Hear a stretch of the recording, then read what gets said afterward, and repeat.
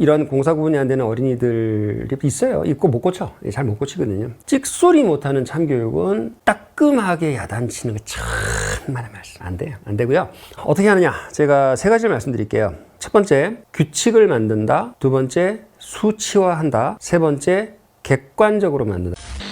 네, 다시당 프로젝트 오적을 격파하라. 네, 프로젝트 오적들을 어떻게 싹 다 보내버릴 수 있는지에 대해서 얘기를 하고 있습니다. 어린이 할 차례죠, 어린이. 네, 또 좋은 어린이 말고 나쁜 어린이, 미숙한 사람들을 어떻게 할 것이냐. 여기서 미숙이라고 하는 건 뭐냐면은 미숙도 여러 가지 미숙이 있지만 실력이 미숙하고 스킬이 미숙한 이런 미숙 말고요. 공사 구분 안 되는 거.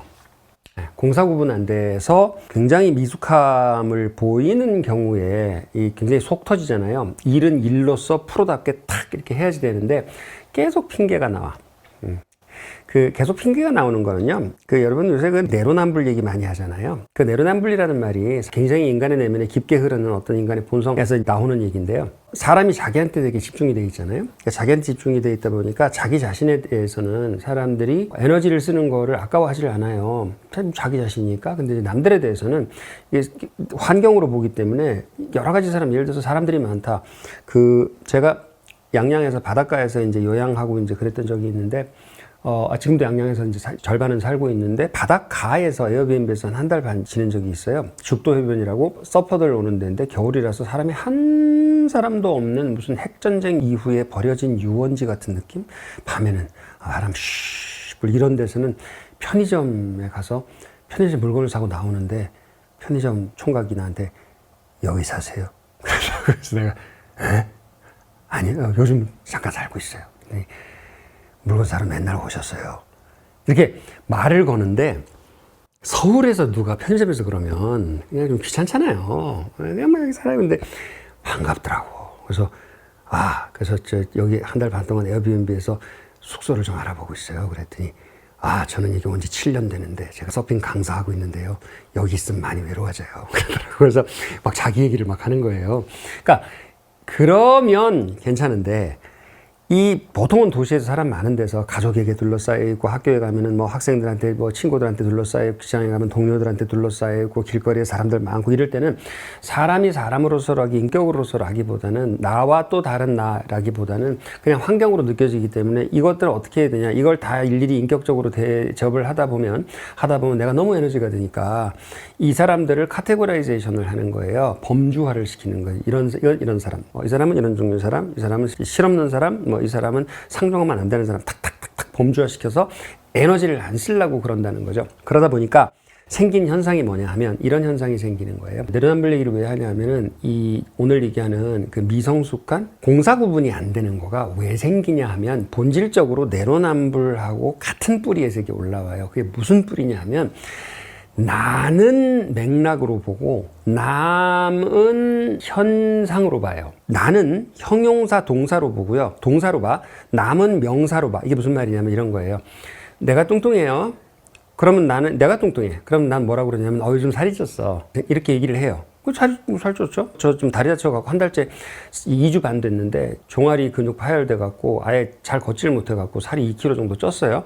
그러니까 난 살이 쪘어. 이렇게 얘기를 해요. 만약 종아리 근육 파열된 상태에서 운동을 못해가지고 한 10kg 쪘다고 칩시다. 그러면 자기가 자기 자신한테 저 뚱보예요. 이렇게 얘기해요? 아니요. 내가 살 쪘어 라고 얘기하죠. 그죠? 그리고 친한 친구 같으면 너 요즘 살이 좀 붙었네 라고 얘기해요. 동사로 얘기해요. 근데 길거리 나가요. 길거리 나가는 저 100km거든요. 길거리 나가는데 100km짜리가 지나가요. 그러면 뚱뚱하군. 이렇게 생각한단 말이에요. 뚱보예요. 명사로 생각해요. 내가 나쁜 짓을 했어요. 그러면 제가 실수를 했어요. 이렇게 얘기해요. 남이 나쁜 짓을 했어요. 범죄자군. 내가 불법 주차를 했어요. 그러면 될 데가 없어서 할 수 없이 거기 됐어라고 동사로 얘기해요. 남이 불법 주차를 했어요. 그러면은 준법 질서가 없는 사람이군. 명사로 얘기를 해요. 왜? 그게 내로남불의 본질이에요. 남은 불륜이군. 명사잖아요. 나는 로맨스는 뭐냐면 그래갖고 내가 외로워가지고 남편이란 작자가 집에 뭐 나가서 음악한다고 집에 3년을 안 들어와가지고 내가 집에서 얼마나 힘들고 그래서 죽을까 말까 하는데 나를 그래가지고 약 먹었는데 구해주러 오신 그 119 구조대원 아저씨가 어찌나 나한테 친절한지 나중에 나한테 또 이렇게 이게 맥락이 쫙 나오잖아요. 이게 소설이 되고 영화가 되는 거잖아요. 동사잖아요. 내로남불은 동사와 명사의 대결이에요. 그래서 저쪽 땅에서 하면 명사예요. 범죄자 사기꾼, 해먹은 놈들 이렇게 되는 거고, 이쪽 땅에서 하면 스토리가 동사로 이리하여 저리하여 이렇게 하려고 그랬고 저렇게 하려고 그랬는데 저 사람이 이렇게 하는 바람에 내가 이렇게 된 거잖아요. 보세요. 일할 때 왜 늦었어? 그러면 제가 지각했습니다. 죄송합니다. 내일부터 제가 안 하도록 하겠습니다. 한 번만 더 지각하면 제가 그 손해를 감수하고 월급을 깎도록 하겠습니다. 이게 성숙한 사람이죠. 그죠? 왜 지각했어? 오늘 아침에 무슨 지각했다는 거에 그런 핑계 참 듣다가 그런 창의적인 핑계는 처음 들은 거가 있었어요. 맨날 지각하는 사람이에요. 그래서 오늘 또 왜 지각하셨어요? 그랬더니 아침에 일어나려고 알람 클럭을 2개를 창가에 뒀는데 밤에 비바람이 불어서 그 알람 클럭이 다 떨어져 가지고 안 울렸다는 거예요. 근데 알람 클럭이 창 밖으로 떨어져서 마당으로 떨어졌대. 어떻게 비바람이 치는데 이게 안쪽으로 떨어져야지 이게 바깥쪽으로 떨어져. 그러니까 이런 창의적인 맥락을 얘기하잖아요. 미성숙이에요. 이거 어저께까지 데드라인이었는데 이러시면 안 되는데 그러면 누구 엄마가 좋고 누구 할머니가 좋고 어쩌고 저쩌고 이 동사잖아요. 동사. 안무랑궁 안 중요하죠. 성숙한 사람 죄송합니다. 이런 일 다시 없도록 하겠습니다. 프로제사가 아닌 거를 제가 알고 있고 이유는 있지만 말은 안 하겠습니다. 이거는 제 페이에서 깎아주세요. 이건 프로잖아요. 그러니까 프로는 명사로 얘기해요. 나는 프로다. 이건 잘못이다. 이렇게 딱 명사로. 근데 이제 사람마다 그 내로남불의 뿌리, 나는 동사로 얘기하고 남에 대해서는 명사로 얘기하는 뿌리가 제가 아까 말씀드렸죠. 누구든지 다 있어요. 왜? 나는 중요한데 다른 것들에 대해서는 에너지를 낭비하기 싫기 때문에 저건 명사? 딱딱딱딱. 그러니까 명사가 없으면 얼마나 에너지가 들겠어요. 예를 들어서 에덴 동산에서 아담이 이렇게 동물들을 보고 있는데 명사가 없잖아요. 기린이라는 명사가 없잖아. 그럼 기린이 있었다고 쳐요. 그러면 그 외에 이렇게 이만하고 목이 길고 막 이런 애 있잖아. 그 다음날 그 외에 그 이만하고 목이 긴 개 있잖아. 그 왜 이렇게 목이 긴 이렇게 계속 얘기해야 되잖아. 나라는 말, 너라는 말 대명사잖아요. I라는 말이 없으면 단열이 가요. 계속 이렇게 얘기해야 되잖아요.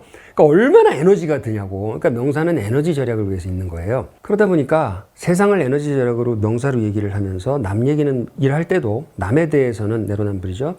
남에 대해서는 남불, 이건 불륜 이렇게 딱 명사로 얘기하면서 자기에 대해서는 같은 행위에 대해서 동사로 늘어놓는 사람들이 소위 말하는 공사 구분이 안 되는 미성숙한 사람들이죠. 그 종류도 여러 가지 있어요. 무슨 종류가 있냐면 신입사원한테 흔한 것들은 또 이런 거 있어요. 그러니까 성격적으로 그런 사람도 있고요, 원래. 예를 들어서 왜 이렇게 불만이 많냐 그러면 이거는 또 시간을 좀 더 주면 잘할 수 있는데 시간만 주면 할 수 있는데 시간을 안 주면서 이거를 이렇게 잘 하라 그러니까 그게 힘들다는 얘기지요. 이렇게 얘기를 한단 말이에요. 그러면 프로들의 세계에서 일을 잘 한다는 건 언제든지 시간이 어느 정도 1대1을 이 정도 한다라는 전제가 깔려 있는 거지. 무한정으로 시간을 줬을 때 못할 사람이 어딨어. 그래도 그렇지. 그래 시간만 더 잘하면 잘할 수 있는데 이렇게 이게 뭐냐면 말하자면 자기 맥락에 함몰되어 있는 거예요. 아직은 서툴러서. 왜? 신입사원들은 다 그럴 수 있어요. 왜냐면 집에서도 맥락을 들어줬잖아요. 엄마 아버지가. 그 다음에 신입사원들이 많이 착각하는 게 뭐냐면 학교하고 직장이 똑같다고 생각해서 학교에서 했던 것처럼 학교에서도 좀 평가받잖아요. 그러니까 직장에 와서도 열심히 해가지고 점수 좋은 점수 받고 승진하면 되는 거 아니에요. 근데 근본적으로 다른 게 뭔지 아세요? 학교는 네가 돈을 내는 고객이고 직장은 네가 돈을 받고 있거든요. 그래서 학교에서는 뭘 하냐? 실수를 해도 한 번쯤 실수해도 두 번쯤 실수해도 세 번쯤 실수해도 맥락을 들어줘요. 부모님 오시고 그러면 선생님이 그래 다시는 그러지 마. 그리고 심할서가 아니구나. 반성문 쓰고 이렇게 맥락을 봐줘. 왜? 지가 돈 내니까, 지가 고객이니까. 직장은 아니면 일하려고 모인 데는 뭐라고 불렀던? 일하려고 모인 데는 맥락을 보지 않자고 약속한다거든요. 서로. 인간적으로 보기는 서로 봐줘야지. 하지만 원칙적으로는 맥락은 없습니다. 결과만 갖고 얘기하는 겁니다라고 약속을 하고 만난 자리가 프로젝트예요. 그렇거든? 그렇기 때문에 여기서는 맥락이 나오면 안 된다는 거를 엄격하게 자기 자신에게 주지시키고 있는 사람이 어른이고, 이게 반대로 가는 사람이 어린이거든요. 자, 그렇다면 이런 공사 구분이 안 되는 어린이들이 있어요. 있고 못 고쳐. 잘 못 고치거든요. 그래서 에 대해서는 어떻게 해야 되는지 이제 구체적인 실질적인 얘기를 하겠습니다. 앞에 개념이 규정이 안 되면 제대로 대처에 대해서 얘기를 할 수가 없어요. 그래서 앞이 긴 거예요. 어떻게 하느냐? 제가 세 가지를 말씀드릴게요. 첫 번째, 규칙을 만든다. 두 번째, 수치화한다. 세 번째, 객관적으로 만든다. 이 세 가지예요. 이 세 가지가 아니면 소위 말하는 교육이 안 돼. 이 사람이 더 나아져야 되잖아요. 그러니까 내로남불, 이렇게 내 거에 대해서는 동사로 얘기하고 남들 거에 대해서는 굉장히 편하게 명사로 얘기하는 사람들, 그러면서도 그거에 대해서 그 감이 없는, 불공정하다는 거에 대해서 나한테는 끝없이 후하고 너그럽고 남들한테 대해서는 추상 같은, 그러니까 그런 거에 내면적 불공정 모순에 대해서 감 자체가 없는 사람들은 어떻게 해야지 소위 말하는 참교육이 되냐면요, 이 세 가지밖에 없어요. 첫 번째, 규칙이 있어야 된다. 규칙이 있어야 된다. 뭐냐면, 사람이 진짜 기본적으로 센스가 기본이 안 돼 있네. 개념 탑재가 안 돼 있네. 그런데 그 개념을 글로 적어서 규칙으로 만들기 전에는 절대로 지키지 않습니다. 미성숙한 사람들은. 제가 다시 얘기할게요. 예를 들어서, 그냥 단순한 예를 들어볼게요. 자유로 근무하는 자율근무제지만 9시에서 10시 사이에 출근하고 6시에서 7시 사이에 퇴근합니다. 그렇게 하지 않을 시에는 이런 불이익을 받게 됩니다. 라고 규칙을 정하지 않으면, 아니 뭐 일 제대로 하고 우리 사회 한두 번 봤어, 뭐 내가 11시에 올 수도 있고 12시에 올 수도 있는 거지, 그때는 특별한 일이 있었다고 이런 말 안 할 것 같아요. 당연히 그렇게 나오죠. 근데 그 특별한 일이 있었는데 그때 중요한 클리언트한테 전화가 와서 전화를 못 받아서 뭘 망쳤어. 그럼 그거에 대해서도 이것 때문에 일이 망쳐졌습니다 라고 얘기를 하는 사람을 인간적이지 않다고 공격을 하게 돼 있어요. 왜? 자기는 맥락이 되게 중요한 거고, 자기 맥락이 정의잖아요.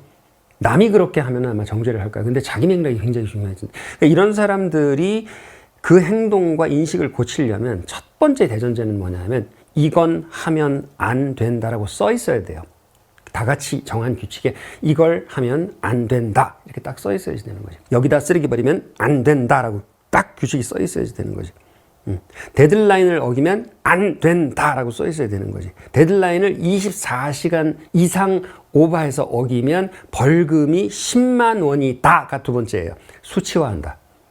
그러면 안 된다고 규정은 써 있어요? 그래서 이렇게 어겼는데, 아니 그거는 많이 어긴 게 아니잖아. 5분 늦은 거 갖고 뭘 그러세요? 근데 5분 이상 늦으면 얼마의 벌금을 한다라고 정한 적이 있어요? 안 했잖아요. 수치화 안 했잖아요. 계측화하고 수치화. 드러커가 그 유명한 말을 남겼잖아요. 그 단순하고도 참 이 사람들은 말 쉽게 하는데 너무 찔러 말이. 계측되지 않는 것은 개선되지 않는다. 그게 경영학의 기본이에요. 수치로 계측되지 않으면 개선이 안 돼. 예를 들어서 손흥민이 이렇게 공을 이렇게 차가지고 왼쪽에서 차가지고 끝으로 가가지고 이게 마술같이 이렇게 집어넣었잖아요.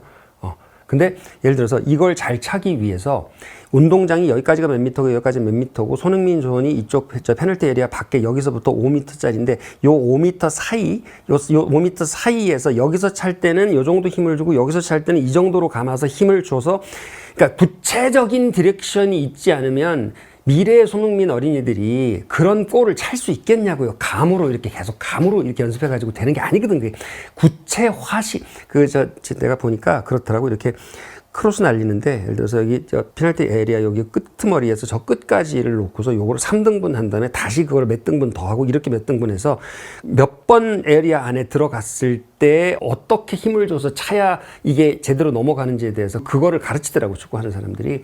그러니까 지식화한다는 거고 규칙화한다는 건 뭐냐면 계측화한다는 거예요. 수치화한다는 거예요. 그러니까 수치화되지 않는 건 개선되지 않는데, 내로남불인 공사 구분이 안 되는 우리 팀플의 악당한테 이 사람을 참교육을 시키는 방법이 뭐가 있냐. 첫 번째, 규칙을 만들어야 된다. 규칙 안 만들면 아무런 변화도 일어나지 않는다. 두 번째, 규칙을 수치화해야지 된다. 수치화하지 않으면 아무런 변화도 일어나지 않아요. 예를 들어서 계속해서 똑같은 일을 해주시는데, 병아리 감별을 해주시는데, 오늘은 병아리 감별 오류가 예를 들어서 1000마리 중에 3마리가 났고, 그 다음날은 1000마리 중에 5마리가 났고, 그 다음날은 1000마리 중에 1마리가 나왔어. 그러면은 1000마리 중에 오류가 10마리가 넘어가면 페이를 10%를 깎습니다 라고 명확하게 수치화되어 있지 않으면 그는 영원히 그걸 반복할 거예요. 그 자기 맥락에 대한 그 넋두리를 평생 반복할 겁니다. 왜냐면 우리도 그러니까. 우리가 왜 철이 들었겠어요? 그런 거 참교육을 받아서 철이 든 거예요. 적응하다가 보니 그렇게 된 거예요. 수치화해야 된다. 그다음 세 번째는 뭐냐면 규정이 정해지고 수치화가 된다면 뭐냐면 그 수치가 측정되고 평가되는 것을 객관화시켜야지 됩니다. 왜? 수치를 정했어요. 예를 들어서 이게 병아리가 5마리가 오류가 났습니다. 오늘 병아리가 5마리가 앞놈이 순놈으로 가고 순놈이 앞놈으로 갔어요. 이렇게 얘기하면은 이 사람이 이렇게 항의할 수 있거든요. 아, 내가 너무 속상한 일이 있어서 어저께 술을 좀 마셔가지고 낮에 일을 좀 그렇게 했는데 근데 그게 앞놈이 순놈으로 가고 순놈이 앞놈으로 갔다는 거는 무슨 기준으로 당신이 얘기를 하는 건데 똑바로 했을 수도 있는 거 아니야? 당신이 병아리 똥꼬 보면 알아? 이렇게 나올 수 있거든요. 객관성이 있어야 돼요. 아, 그건 왜 그러냐면요. 병아리 검진 판별단이 있는데 이 병아리 감별계의 권위자들 5명으로 심사위원으로 된 그분들이 랜덤으로 찍어서 이거를 판별을 하는데 그분들이 전부 다 오류라고 했던 거를 숫자화시켜서 말씀드리는 겁니다. 할 말 없죠. 그 수치 정함이 객관적 수치라 해야 되는데 그러니까 등급, 자 5등급으로 나눠서 자 1등급인 거일 때에 보너스를 50%를 지급하기로 했습니다. 평균 1등급이면 그럼 결국 나오는 말이 뭐예요? 1등급 기준이 뭔데? 그러면 객관적인 얘기가 나와야지. 객관적으로 사람들이 이렇게 평점 있는 거 평점 해가지고 그거 전부 다 데이터 쌓인 다음에 그거 평균으로 빠진 거예요? 데이터로 빠진 거예요? 그럼 할 말이 없는 거죠. 그래서 객관화 해야지 된다. 그 다음 그 객관화 속에 또 하나의 그 다른 면의 객관화가 있는데 디지털 기록을 남기라예요. 디지털 기록을 남기라. 이건 객관 중에 객관이죠. 이게 팩트니까. 예를 들어서 그냥 쉬우니까 그냥 그 시간 지키는 거에 대해서 얘기를 할게요. 예를 들어서 이런 거죠. 자꾸 시간을 어겨. 그러면 룰을 만들어. 무슨 룰을 만드냐? 시간을 지켜야 된다. 5분 이상 지각하면 벌점을 준다라는 룰을 만들었어. 두 번째, 5분 이상 시간을 어기면 어떤 벌을 받는다라고 구체적으로 수치적으로 만들었어. 그 다음 어떻게 하느냐? 도착하면 사진을 찍어서 단톡방에 올린다.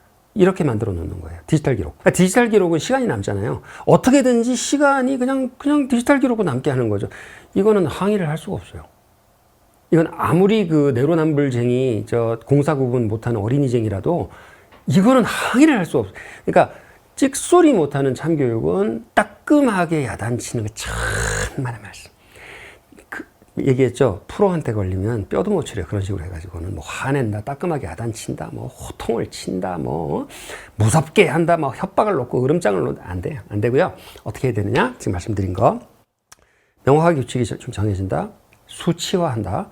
그 수치의 매겨짐에 대해서 객관적인 방법으로 한다와 디지털 기록을 남긴다. 요거를 명심하시면 내로남불쟁이, 공사 구분 못하는 어린이쟁이들의 참교육을 확실히 하실 수 있을 거라고 생각합니다. 여기까지입니다.